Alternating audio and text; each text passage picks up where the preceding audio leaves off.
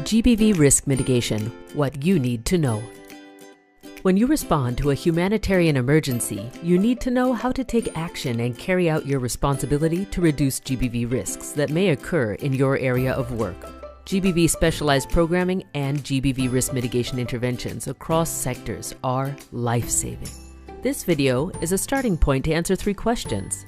Why do operations need to integrate GBV risk mitigation interventions across all technical sectors and areas of work?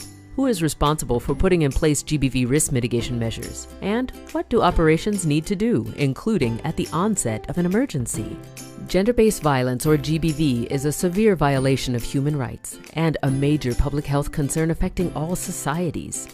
In line with UNHCR's core protection mandate, operations must systematically address root causes of GBV, reduce exposure to GBV risks faced by persons of concern to UNHCR, and ensure that all GBV survivors have access to appropriate and quality specialized services. Why do operations need to integrate GBV risk mitigation interventions across all sectors and areas of work? It is part of ensuring that protection is at the center of everything we do. It is also an interagency commitment to integrate GBV risk mitigation interventions in all programs and procedures, as well as strategies and policies of all humanitarian actors. This includes all sectors and clusters. Mainstreaming GBV risk mitigation refers to 1. Integration of GBV risk mitigation interventions across all technical sector programming and other areas of work, and 2. Ensuring all members of the workforce know how to safely handle disclosure of a GBV incident and referrals to available GBV services. From the onset of an emergency, prioritize the implementation of GBV risk mitigation measures in all aspects of your work. Know the GBV referral pathways and how to safely handle a disclosure in line with the GBV guiding principles. The steps apply in all situations and settings. In October 2020, UNHCR launched its policy on the prevention of, risk mitigation, and response to gender-based violence. Implementation of the new policy and its core actions, including Core Action 2 on GBV risk mitigation, is part of mandatory compliance for all sectors and clusters in the field. So who is responsible for addressing GBV risk mitigation? Trained and qualified GBV and protection personnel work on specialized programming, prevention, and response. All staff have a responsibility to work on mitigating the risk of GBV in their area of work. Know your role, such as in program, shelter, NFIs, WASH, education, livelihoods, cash, or public health, and proactively reduce exposure to GBV risks within your area of responsibility.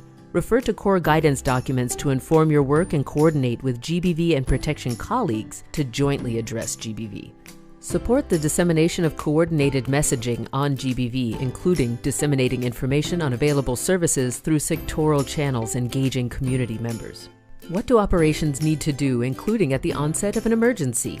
See the essential actions listed by sector in the GBV guidelines. Here are a few examples.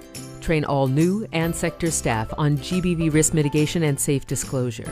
Incorporate regular check-ins with the GBV coordinator or GBV focal point to remain informed on the latest GBV referral pathways and important trends. Ensure all new hires and volunteers are oriented and sign a code of conduct. Needs assessments are an important part of an initial response and for monitoring later.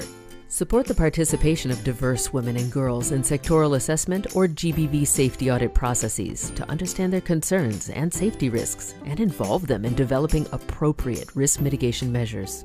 Apply a rights-based, community-based, and age, gender, and diversity (AGD) approach to strengthen accountability. Collaborate with GBV and protection coordination structures and colleagues on how to do this safely and to avoid causing unintended harm.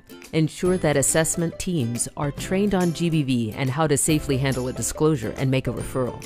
Use safety checklists to ensure basic GBV risk mitigation measures are in place in facilities set up for the emergency response, such as reception centers, transit centers, or communal shelters. Work with communities, especially displaced women and girls, to engage and lead feedback sessions. Ensure the safety checklists are consulted and endorsed.